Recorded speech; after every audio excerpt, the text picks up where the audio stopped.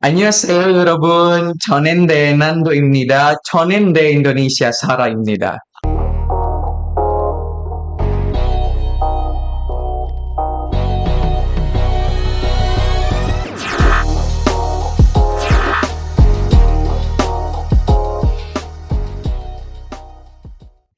Halo pemirsa podcast Unan dimanapun Anda berada, senang sekali saya Muslimah kembali menyapa Anda. Dan seperti biasa kita akan menyuguhkan konten-konten yang sangat menarik. Dan kali ini saya tidak sendiri, sudah ada bersama saya seorang sosok pemuda yang menginspirasi dan juga berprestasi. Siapa lagi kalau bukan Rizky Junando Sandi. Halo Nando. Halo Kak Bu, halo semuanya. Jadi Nando ini aktivitasnya apa aja sekarang? Untuk aktivitas ya seperti biasa, sebagai seorang mahasiswa khususnya di jurusan Sastra Indonesia Fakultas Ilmu Budaya Oke. Universitas Andalas, dan juga mungkin saat ini juga masih mengemban sebagai Ketua Humas FIB Kak. Oke. Dan memang untuk organisasi ini itu kegiatannya mungkin ada dibilang setiap hari. Jadi memang setiap hari itu pasti memiliki agenda yang mungkin dibilang bisa mendadak, bisa jadi tiba-tiba ada sebuah kegiatan dan memang membutuhkan sosok dari mungkin protokol atau reporter sendiri. Jadi memang untuk organisasi yang saat ini Nando pegang, itu khususnya berada pada aktivitas yang sangat tinggi, dan bagi mahasiswa yang memang masuk ke dalam organisasi tersebut memang harus siap dengan kondisi dan situasi seperti itu sih Kak. Oke, berarti di samping kuliah Nando juga ikut kegiatan ekstra itu khususnya di bidang humas Iya, dan betul, protokol FIB. Iya, Jadi Nando ini sebenarnya udah sangat memahami sekali berarti dunia protokoler. Insya Allah, seperti itu. insya Allah. Berarti bisa selain jadi seorang protokoler tahu ini juga ya, nge-MC juga ya, Iya. bisa nge-MC juga. Iya, dan MC kan juga sering juga MC, dan untuk beberapa agenda untuk di kampus sendiri mungkin juga sering udah 2 kali alhamdulillah dipercayai sebagai MC di wisuda, baik itu di tingkat strata 1 hingga nanti di tingkat doktoral. Tapi jika di luar juga banyak kegiatan-kegiatan MC, salah satunya mungkin di kegiatan yang berbasis pergelaran budaya, kemudian juga berbasis wedding dan lain sebagainya. Jadi memang untuk MC sendiri lebih fleksibel sih Kak, dan ada di kampus, ada di luar kampus. Ada di luar kampus juga. Dan ini sejalan juga ya dengan jurusan Nando ya? Betul Kak. Jurusan bahasa, luar biasa sekali. Tapi kemarin aku sempat ngulik-ngulik juga, Nando ini merupakan duta bahasa juga ya? Betul Kak, Tahun alhamdulillah. berapa itu tahun? Untuk duta bahasa sendiri itu Nando mengemban di tahun 2018 hingga 2019 di Provinsi Jambi. Dan untuk berangkat ke nasional, alhamdulillah karena memang Nando pemenang 1 putra dari Provinsi Jambi di tahun tersebut. Jadi memang diberangkatkan ke nasional, tepatnya di Provinsi DKI Jakarta pada tahun 2019. Jadi setelah itu baru tergabunglah menjadi Ikatan Duta Bahasa Provinsi Jambi dan Ikatan Duta Bahasa Nasional se-Indonesia. Oke. Berarti ini sebelum masuk kuliah? Sudah masuk kuliah. Sudah masuk Iya, kuliah. jadi ketika mahasiswa baru, alhamdulillah sudah mendapatkan prestasi seperti itu. Keren banget. Baru awal kuliah ini sudah mencapai prestasi. Itu gimana ceritanya kok bisa jadi duta bahasa gitu? Iya, seperti duta-duta yang lainnya sih Kak. Tapi memang untuk spesifikasi dari duta bahasa sendiri banyak sekali tahap-tahap seleksi yang menurut Nando pribadi itu harus dengan konsentrasi yang penuh. Salah satunya mungkin masih banyak orang-orang yang belum tahu apa itu UKBI. UKBI itu Uji Kemahiran Bahasa Indonesia. Dan memang mungkin kita saat ini lebih fokus pada TOEFL, IELTS dan semacamnya. Tapi memang untuk menjadi duta bahasa sendiri itu harus memiliki standar yang tinggi dalam perolehan nilai UKBI itu Kak. Jadi memang alhamdulillah waktu itu Nando mendapatkan jika di TOEFL itu pasti ada excellences dan lain sebagainya, dan di UKBI juga ada seperti itu. Yang paling atas itu sempurna, di bawah itu sangat unggul, di bawah ada unggul. Dan untuk Nando sendiri waktu itu mendapatkan sangat unggul, hampir tipis untuk masuk ke poin sempurna. Jadi memang mungkin salah satu poin tertinggi Nando mendapatkan gelar duta Duta bahasa itu karena bahasa. memang UKBI juga salah satu poin Oke. penting gitu. Jadi ini standarnya bukan hanya bahasa Indonesia aja, Betul Kak. Jadi tapi memang bahasa Inggris. iya. Jadi untuk duta bahasa sendiri itu ada 3 poin, Mm-mm. ada tiga pilar sebenarnya Kak. Oke. Ada Trigatra bangun Mm-mm. bahasa. Mm-mm. Jadi itu utamakan bahasa Indonesia, Ibu ya. lestarikan bahasa daerah dan Oke. kuasai bahasa asing. Nah, Keren untuk banget. kuasai bahasa asing ini memang ada juga tesnya Kak. Jadi Oh memang gitu. bahkan di tingkat nasional pun kita harus Mm-mm. sudah wajib aktif berbahasa Inggris. Jadi memang bahasa Oke. Inggris itu bukan hal yang pasif lagi yang harus Mm-mm. kita kuasai, khususnya bagi para duta-duta bahasa dari setiap provinsi. Jadi memang Oke. setiap duta bahasa itu diwajibkan bahkan untuk aktif dalam berbahasa Inggris Inggris. gitu. Oke. Oke, tadi ada 3 pilar ya. Iya betul Pertama Kak. itu bahasa Indonesia, Hmm. terus bahasa lokal, Iya dan juga bahasa asing. betul Kak. Nah, pertanyaannya, Nando sekarang menguasai berapa bahasa? Wah, kalau ditanya berapa bahasa, kalau khususnya di jurusan Nando sendiri, karena memang itu jurusan Nando fokus di linguistik, Mm-mm. Kak. Tidak hanya di sastra saja, tapi di ilmu bahasa murninya.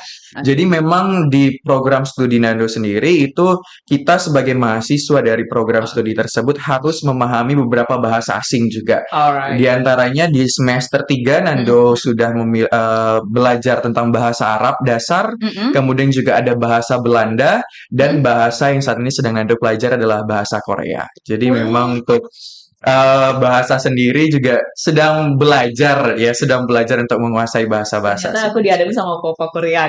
Kalau bahasa asing, bahasa Inggris misalnya, itu nanti belajarnya itu gimana? Dari kapan gitu Ya. loh? Untuk belajar bahasa Inggris khususnya Kak, bahasa Inggris itu memang Nando pelajari semenjak SD. Tapi memang metodenya itu yang mungkin metodenya tidak seformal teman-teman yang lain memang. Oke. Dimulai dari aktif bermain games yang menggunakan bahasa Inggris, kemudian juga aktif menonton film berbahasa Inggris, dan juga untuk selanjutnya di kelas 6 SD Nando pernah masuk ke salah satu bimbel bahasa Inggris, tapi itu Oke. tidak intensif. Dalam artian hanya sekadar 6 bulan saja. Setelah itu Nando sudah menyelesaikan les bahasa Inggris tersebut. Oke. Jadi memang untuk bahasa Inggris sendiri itu secara bertahap dan ya otodidak, dalam artian otodidak, tidak secara penuh Nando mendapatkan dalam bangku formal seperti itu Oke. kan. Biasanya kan kalau ini termasuk yang muslimah alamin juga gitu Ya. ya. Kalau dulu tuh belajar bahasa Inggrisnya tuh memang formal banget gitu, yang Betul belajar Kak. grammar, kemudian reading yang kayak Iya. gitulah gitu. Tapi sebenarnya kalau menurut Nando, belajar bahasa Inggris yang untuk conversation-nya itu biar lebih aktif itu tepatnya atau lebih bagusnya metodenya yang seperti tadi ya, dari Iya. film, Betul Kak. kemudian Betul. games, atau Dan mungkin mungkin praktis. praktis Kita ya. harus praktik kepada orang-orang dan jangan malu sebenarnya Kak. Kita harus confident, percaya diri. Nah, Meskipun penting tuh. dalam artian kita merasa bahwa grammar kita masih kurang dalam percakapan, atau mungkin kita masih merasa bahwa ada kosakata atau pronunciation kita yang masih salah, tapi juga kita harus berani, kita harus percaya Harus diri berani. untuk mempraktikkan tersebut dan mencoba untuk mengkomunikasikannya. Oke. Jadi memang kalau kita tidak berani, ya kapan lagi kita akan belajar untuk mencoba mengatakan dalam bahasa Inggris seperti itu. Iya, tapi kebanyakan kan memang seperti itu ya, kadang Iya. takut salah Iya gitu. betul Akhirnya Kak. itu yang bikin kita nggak jadi percaya diri. Iya. Padahal sebenarnya dengan praktik itu kita bisa lebih lebih lancar setidaknya untuk penyebutan Iya kata-katanya betul gitu Kak. ya. Betul. Oke. Nah, yang menarik lagi nih, bahasa Korea. Iya. Iya. Keren banget sih kamu. Itu bahasa Koreanya gimana? Belajarnya dari apakah semenjak sudah kuliah, atau sebelumnya juga Iya. waktu SMA udah belajar Korea, atau memang karena Korea ini sangat lagi diminati sekarang gitu ya, dengan drakor-drakor gitu. Apakah memang karena itu belajarnya atau gimana? Nah, kalau untuk ketertarikan di bahasa Korea sendiri sebenarnya mulai semenjak masuk kuliah sih, Kak. Tapi Oke. kalau di SMA Mm-mm. itu memang Nando fokus di bahasa Jepang. Oh Jadi gitu. memang banyak sekali bahasa, tapi tidak Nando selesaikan secara maksimal. Jadi memang Oke. dalam artian masih 50%, 50% dari kekuasaan dari ketercapaian Nando untuk berbahasa tersebut, tapi udah tertarik nih untuk belajar bahasa lain. Jadi memang untuk bahasa Korea itu tertariknya mulai dari mendengarkan lagu-lagu berbahasa Korea. Oke. Dan memang tidak hanya menggandrungi dalam artian boy band atau girl Oke. bandnya saja, tapi memang lagu-lagu yang dalam artian menusuk hati itu gitu loh Kak. Jadi Gitu. memang lagu Korea itu beda banget dengan lagu bahasa Indonesia. Oke. Maknanya pun lebih masuk ke dalam perasaan karena memang kalau kita memaknai dalam bahasa Indonesia itu akan berbeda banget dengan pemaknaan dalam bahasa Korea. Jadi memang dan kebetulan memang di semester 5 dan semester 6 ini karena memang Nando saat ini di semester 6. Jadi memang ada fokus pembelajaran bahasa Korea di program studi Nando Kak. Jadi memang ada dosen Nando yang memang saat itu menjadi dosen visitasi di salah satu universitas di Korea dan saat ini juga karena keperluan dan kepentingan dalam artian tujuan untuk memajukan mahasiswa agar bisa berbahasa Korea.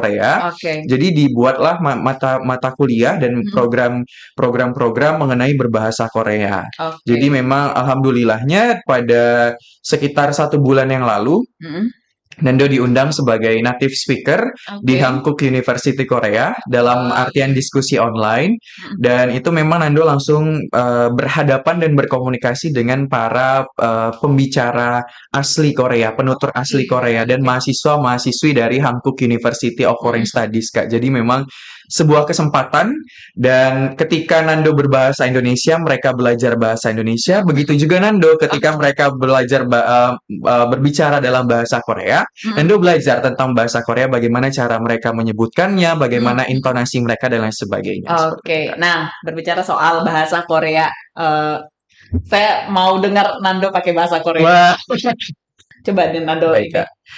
Sedikit aja ya Kak, karena memang takutnya intonasi dan pelafalan itu pun masih juga belajar ya Kak.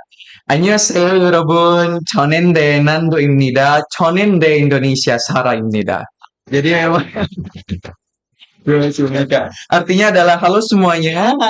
Perkenalkan saya Nando dan saya adalah orang Indonesia. Nah, kalau bahasa Korea ini untuk penggunaan katanya untuk orang tua, untuk sebaya sama atau untuk yang lebih muda dari kita itu berbeda nggak? Berbeda Kak. Dan mereka juga seperti bahasa Indonesia, bahasa Minangkabau khususnya karena mereka punya tingkatan-tingkatan.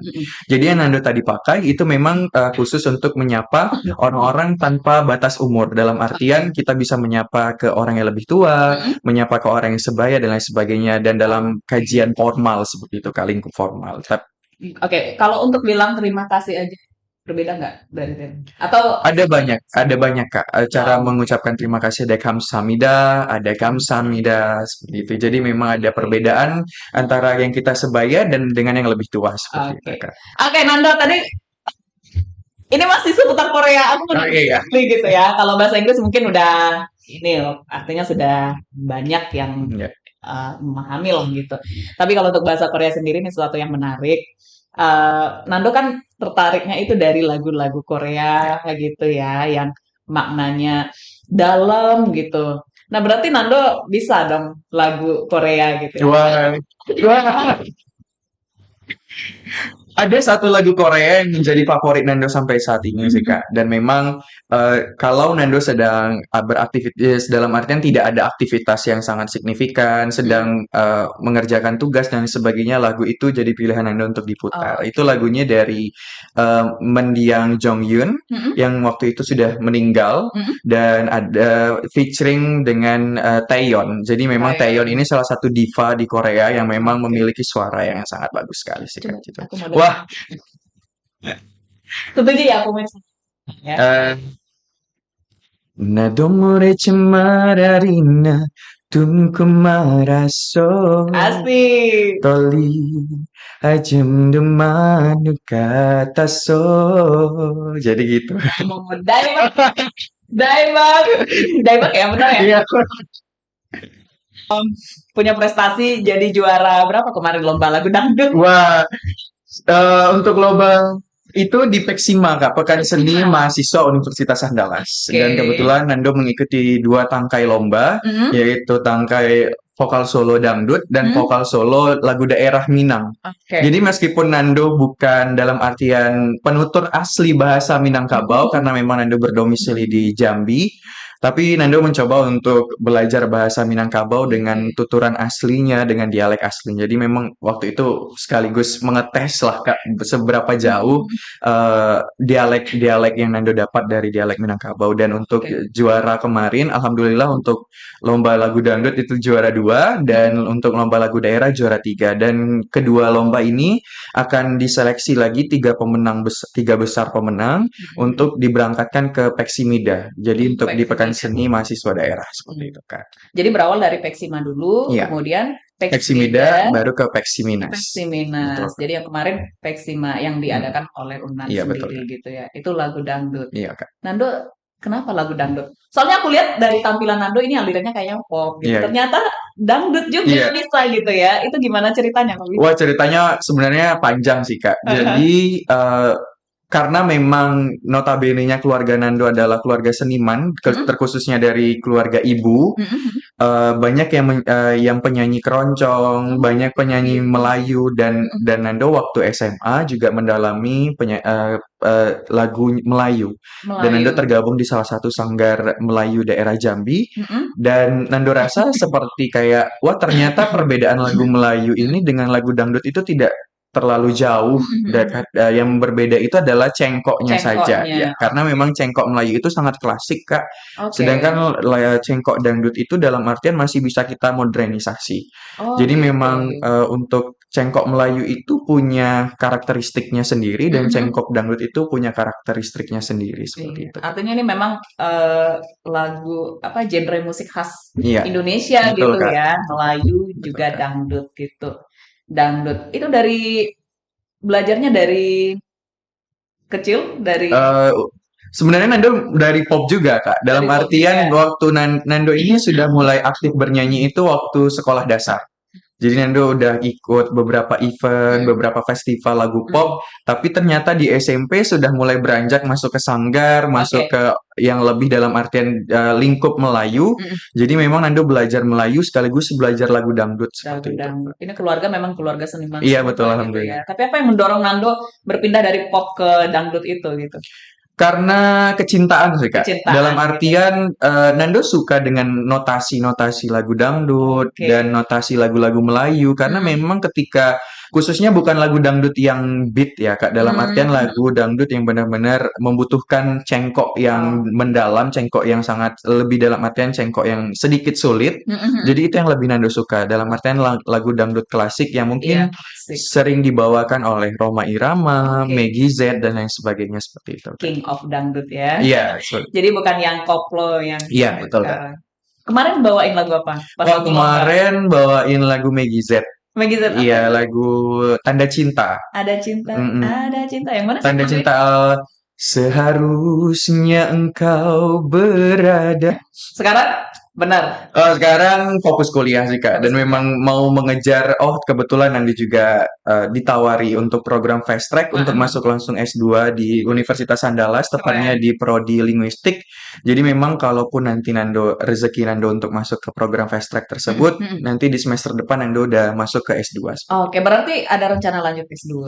Insya Allah. Ini ada program PMDSU yang langsung dokter itu nggak ngambil atau memang yang fast track? Kita bertahap dulu ya, Kak. Bertahap dulu dari S1 ke S2 dulu. Kalau langsung ke S3 nanti gimana tuh? Ya, Bismillah kalau memang rezeki Nando akan. Yang cuma 4 tahun itu S2-nya udah langsung S3 gitu ya. Keren banget. Mudah-mudahan Nando nanti Bismillah. Ya, mudah-mudahan. Cita-cita Nando sendiri sebagai apa nih? Cita-cita Nando sebenarnya dari SMA sih, Kak. Itu pengen jadi duta besar Indonesia untuk luar negeri.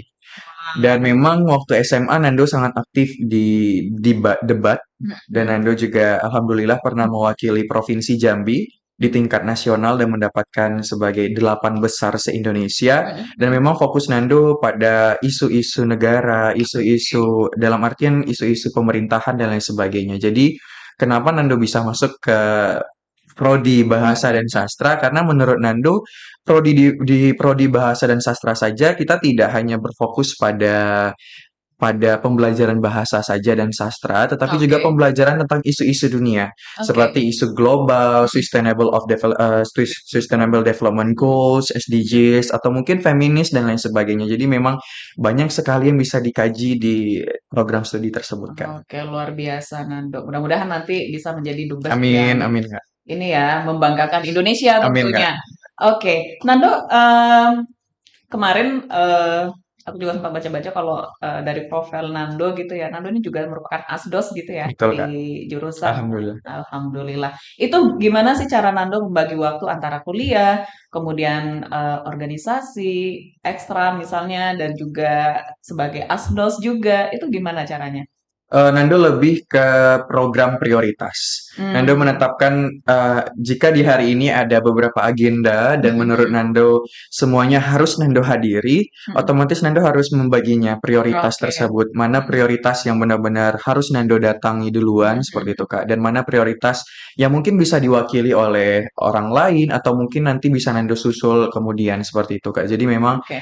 lebih ke time management prioritas tersebut. Jadi Oke. memang agar baik itu kuliah, baik itu jam organisasi, Mm-mm. jam asisten dosen dan lain sebagainya itu bisa terukur seperti itu, Kak. Oke, lebih ke manajemen waktu Iya, gitu betul. ya. Luar biasa sekali ya Nando ini mahasiswa yang aktif juga, terus berprestasi, baik itu dalam bidang akademik ya dan Alhamdulillah. juga seni Iya, tentunya. Akademik kemarin sebagai duta betul, Kak. bahasa gitu.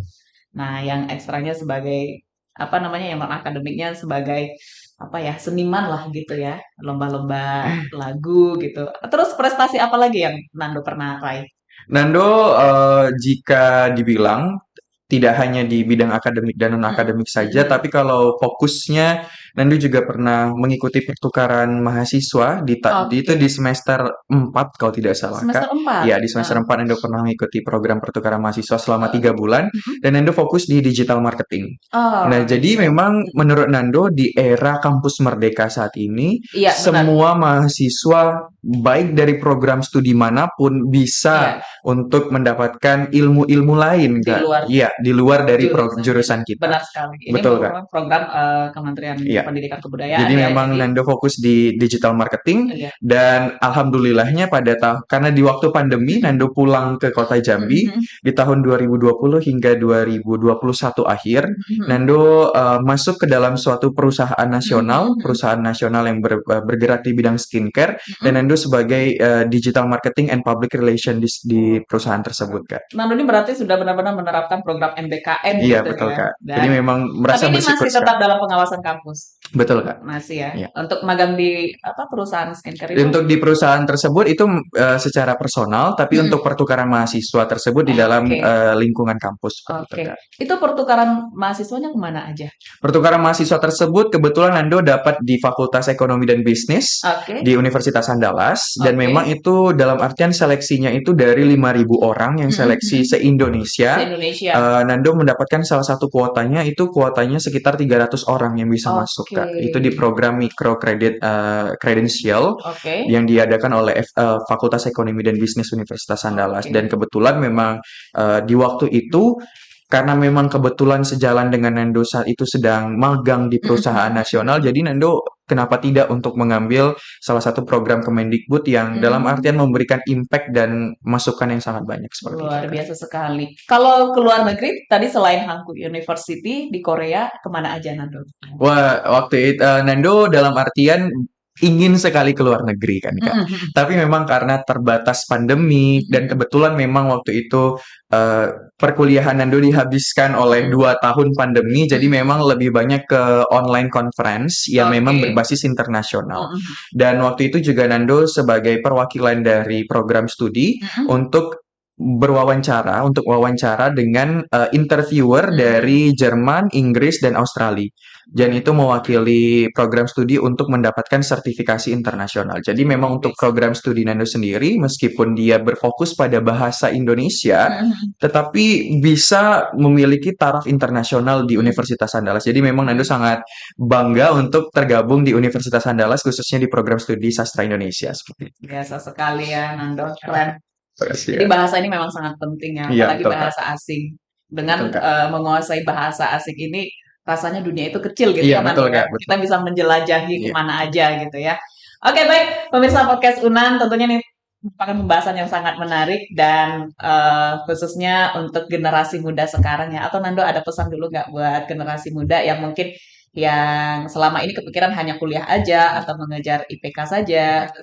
Masukan dari Nando atau pesan kesan Nando untuk adik-adik mahasiswa khususnya Ya, generasi betul, Kak. milenial. Mungkin bisa kita bahas, Mm-mm. menurut orang-orang IPK itu tidak penting, Kak. Ada beberapa Oke. orang-orang bilang IPK itu tidak penting, Mm-mm. tapi menurut Nando pribadi IPK juga hal yang penting untuk Iya. menunjang kita di kemudian hari seperti Oke. itu, Kak. Mm-mm. Dan untuk Nando sendiri, alhamdulillah untuk IPK tidak pernah sampai turun banget dalam artian Oke.